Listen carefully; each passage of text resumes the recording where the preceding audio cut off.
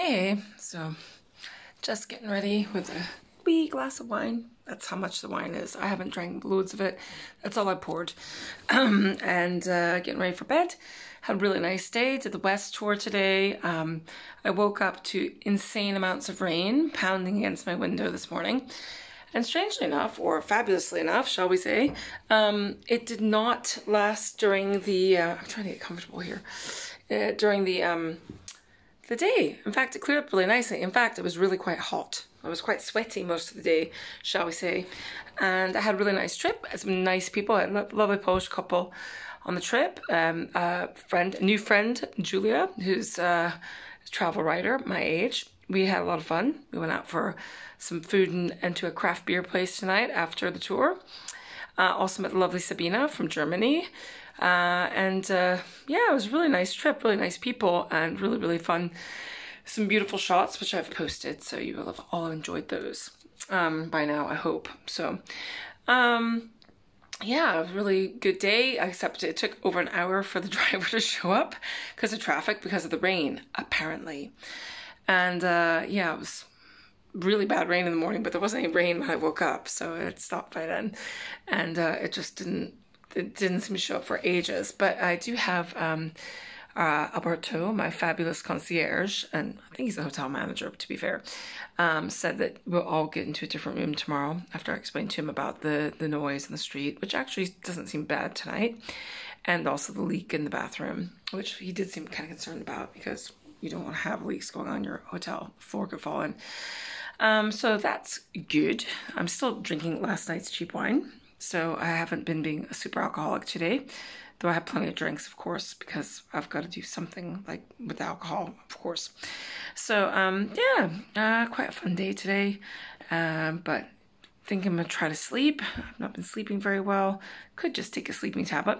I also I found out that there are actually mosquitoes here because I've got a few mosquito bites. I'm not sure if you can see the scabs. It's on my feet. And it's basically on my feet. And I definitely have some bites. But if there's a mosquito in all of the world, in any city, and I show up, you know, they've all conferred about this. They've got my itinerary. They know my hotel room. They are parking outside for the minute I open my window.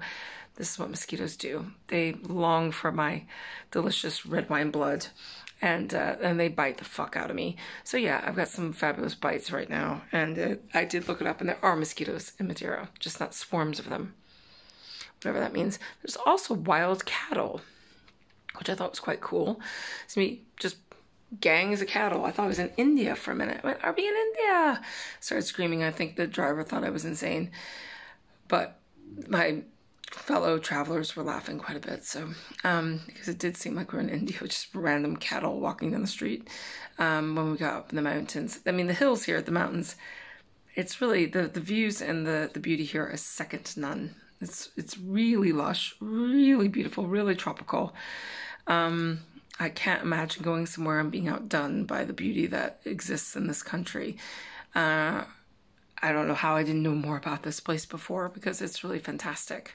So yeah, I had a nice wee meal. There was a girl who grew up for many years in Scotland, who lived in Edinburgh, who served me tonight at this beer place. She kind of disappeared. She sounded more Portuguese than Scottish to me. And she told me I didn't sound Scottish at all, which I don't think I sounded any probably less Scottish than she does. But, you know, Edinburgh, you know what they're like. So, just kidding. Anyway, it was funny because she worked at Gusto. So, and we were talking about the pandemic a lot, and talking to a lot of the people here about, you know, what's going on in the world. And, you know, the one thing that seems to be overwhelming are the people that are visiting here are very much in the mindset of me that, like, you have to learn how to live with the virus, and we have to learn how to just be safe and get on with enjoying our lives. They all seem very like determined people who are not going to do anything stupid, but are also not going to, you know, stop living their lives because of this. That they feel, you know, it's more important to actually try to have some sense of normality than be living in fear and hiding in a corner for something that you can only do your best to keep from having, you know, that you need to take control of your life, and you try to keep people safe, but at what cost, sort of thing. And yeah, so it's been kind of interesting to see the kind of people that are here. All of us are just like so glad we made the trip. It's like, my God, I'm really glad I made this trip. My God, it's saving my sanity.